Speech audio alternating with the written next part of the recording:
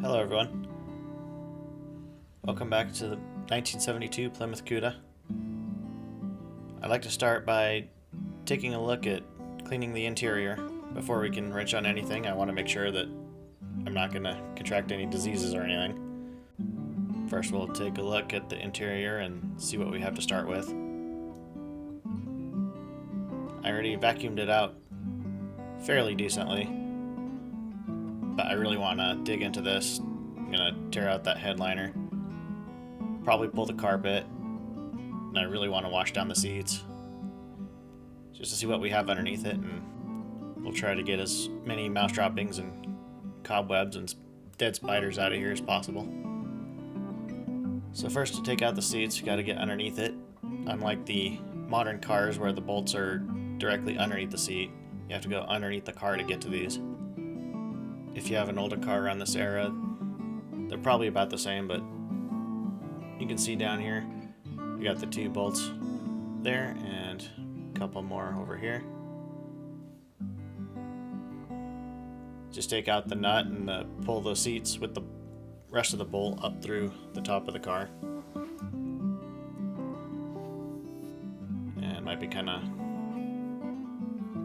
hard to see, but the bolts are on the other side there. It's the exact same. While we're under here, let's just take a quick look. These exhaust seems to be most of the rust, but looks like the channel and the drive shaft are looking pretty good. A lot of cobwebs.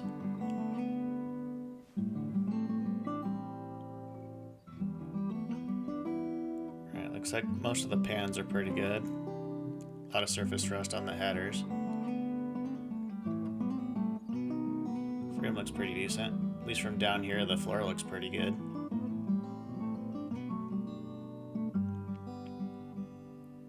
Alright, let me get these seats pulled and we'll get right back to it. Alright, I got the two front seats out. Now we can see what's underneath them.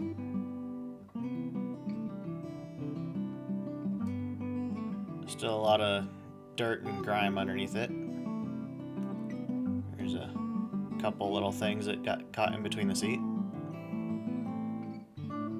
Paper doll. This was definitely a family car. And this back section's all ripped to shreds. It's one of the main reasons why I want to tear the carpet out. Get going back here and take a look on the other side.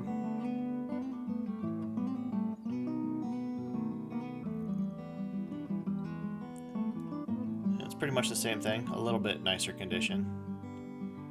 Not as much dirt and stuff underneath the seats as I thought there was.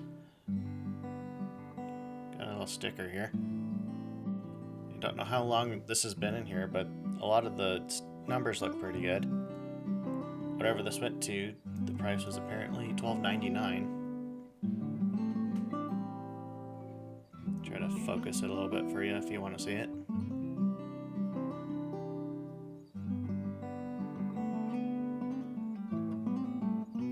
Just more stuff. Alright, what else we got? I got the back seat, the top of it anyway, off. It just lifts up. The bottom might be a little bit more of a challenge. How this is supposed to work is that you're supposed to push the bottom back in, kind of like that, and then pull the back up, and then pull it out. There's metal hooks, one under each side, that's holding it from going forward. I'll try to get the seat out and then we'll see what's underneath it. And just as I suspected, a bunch of mice nests. There's where all my insulation went. And this is kind of why I'm doing this, is to get rid of all these cobwebs and mice droppings and clean out all this bad insulation. The seat did give me a little trouble coming out.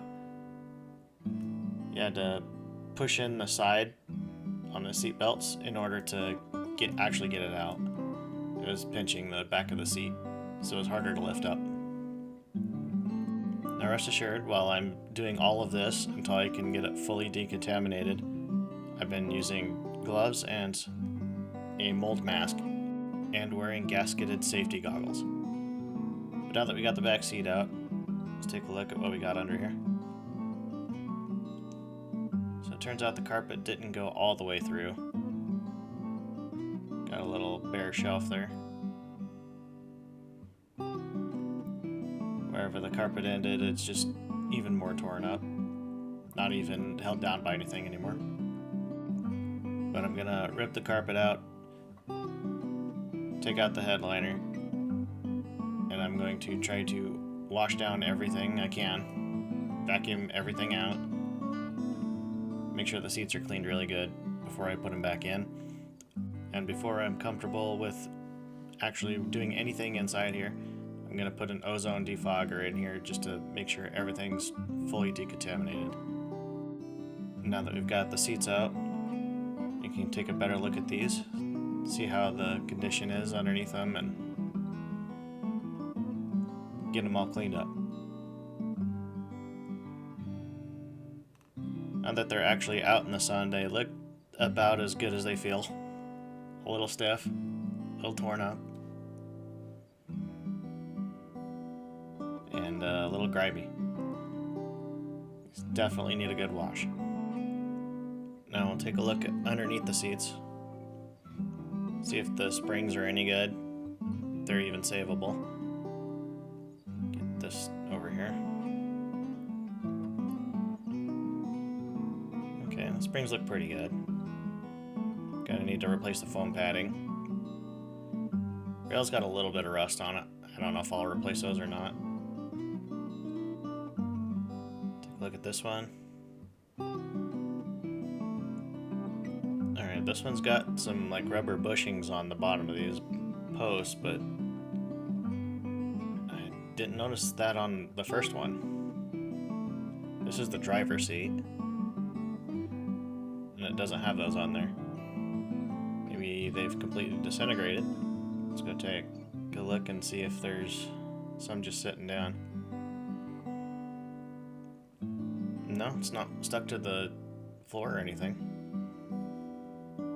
That's weird.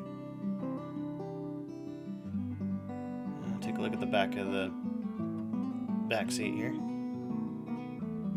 A lot more cobwebs, but the springs are still in good shape.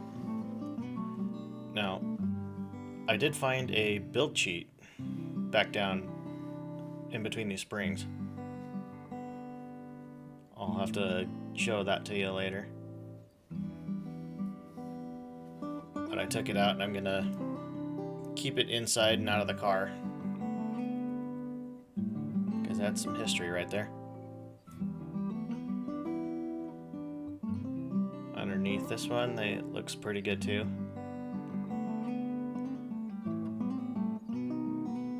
A lot of nasty stuff under there. It's gonna need a good cleaning. But you see those posts in the front there? That's where that hook is. Alright, we'll take a good look before and after shots of these seats here. I'll get to cleaning them later. Maybe I can restore some color to these. Probably not, but it's worth a shot. In any case, getting them cleaned up will make me feel better just sitting inside of it. I'm still gonna get seat covers for it. Well, I ripped out the headliner. And, yeah, I'm glad I'm wearing a mask and gasketed goggles and gloves. This stuff just completely disintegrated. But now we can see the top of the roof. Well, underneath it, actually. It's actually not too bad. Still some leftover glue. But take a look at this insulation. It's just disintegrating. There's nothing left of it. Gross.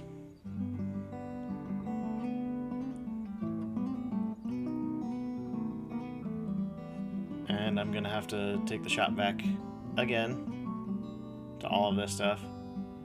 Then I'll rip the carpet out. And just for prosperity's sake, I'll go around to the other side just so you can take a look at it from the opposite direction.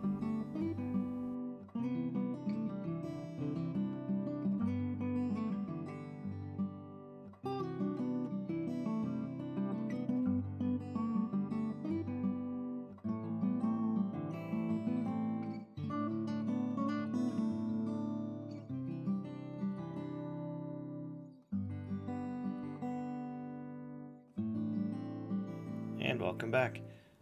I managed to get the carpet ripped out. It came in several pieces. And the floor insulation is also really bad. It's a combination of wet, rust, and apparently newspapers. I have no real idea what this is about, but it's some old newspapers, and I'll try to document this best I can. Might be able to read some of the bigger headlines. Maybe some prices from days of old. What is rather strange, however, is that there's all these newspapers and insulation around the front and front seats, but there's none of that in the back. I don't know whether the mice got to it or if whatever happened to install this just didn't happen in the back. This side gives a little bit more of a idea of how everything's laid out. You have this thick inch foam insulation on it. Underneath that is the newspaper. I'm still not sure what that's all about, but I'll get turned around here and let you guys read some of this. Some interesting ads, though.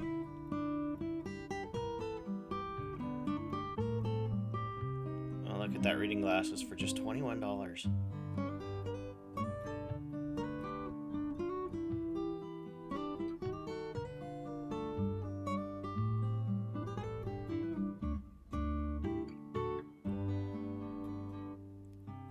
Not much has changed, it would seem, except for maybe the prices of some stuff.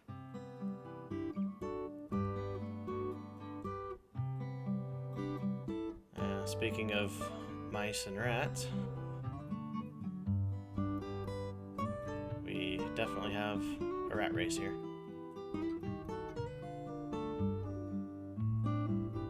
Looks like there's a sale on TVs or some sort.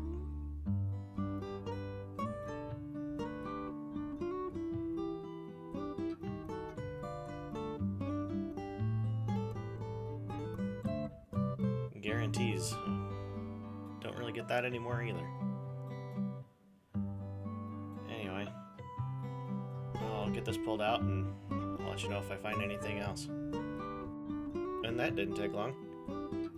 Found a dime from 1967. It's in rather decent shape too. Don't know how well the camera can focus on this.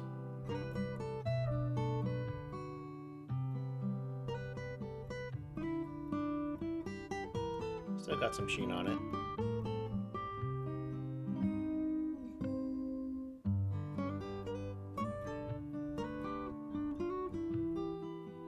A little dirty on the back.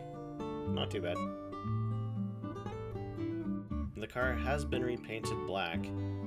He told me that when I first bought it, and he said that it was kind of a green color originally. It looks like they left some of the color underneath here. So this is what the color of the car actually looked like.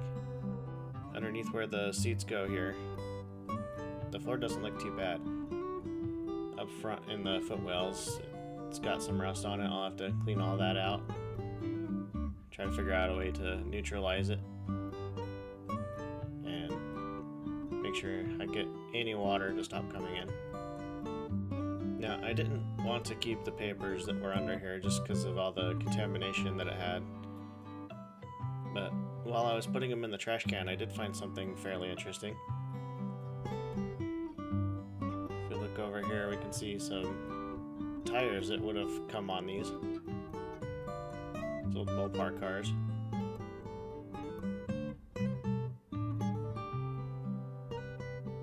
It's got almost a full ad here.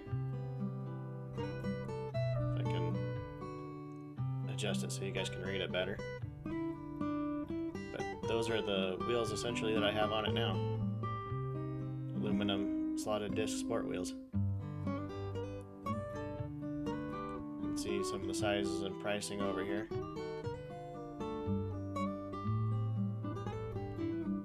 And got those that originally came on it. And they were only like $40, $50 a tire.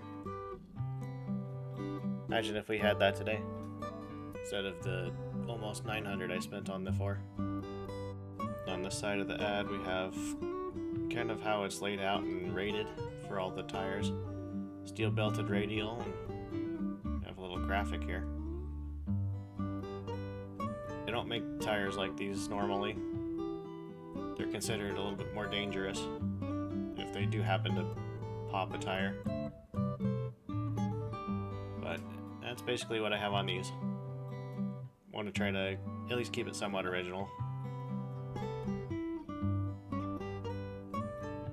And something else caught my eye while I was pulling this out. It's on the back side of here. This is the Virginian Pilot newspaper here. And the date says March 12th, 1979. There's an article here. I'll let you guys read that, but seems like the more things change, the more things stay the same, right? I'll flip through these a little bit, just if you wanted to see what was happening.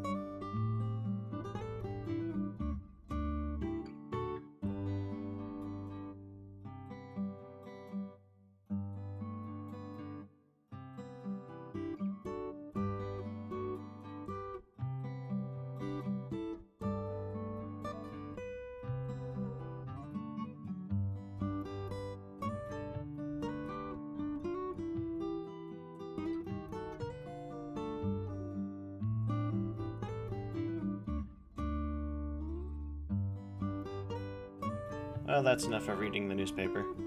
Let's get back to the car. I'm still trying to decide if I want to keep this the original paint or change it to something else.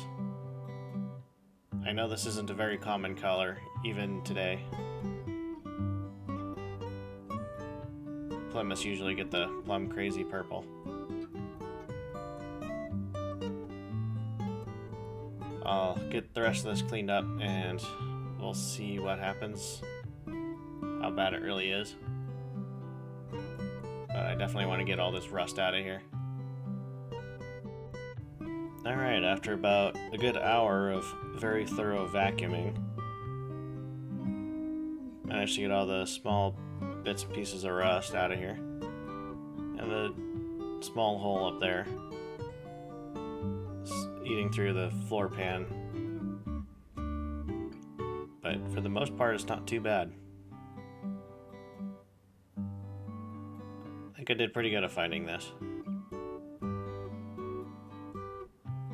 I ripped as much of the insulation, seat, and plastic as I could get for now.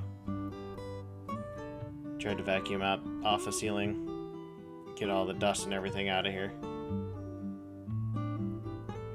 I'll attack the dash and steering wheel and everything here in a little bit. But I just wanted to get the initial stuff out of here. We'll make some rounds. This is the driver area. I did clean out the trunk really good too. Get all that nasty stuff out of there, vacuumed it up really good. Get up in here and show you guys. It's actually a very deep trunk. there's no panel going next to these wheel wells. They do make some things you can put in there to actually make a flat bottom to it. I don't know if I'll put those in there or not, but I think the truck turned out pretty good.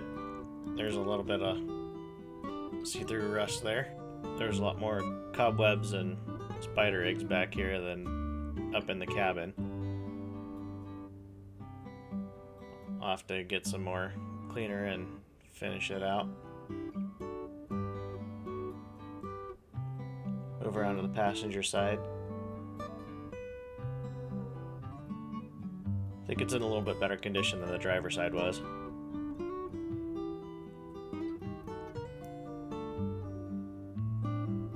Bottom shelf wasn't too bad. Front floor pan has some rust in it. But I don't know, that green's kind of growing on me.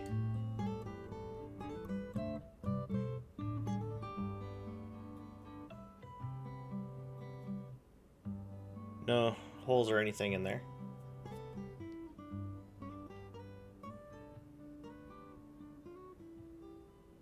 But we're slowly making progress.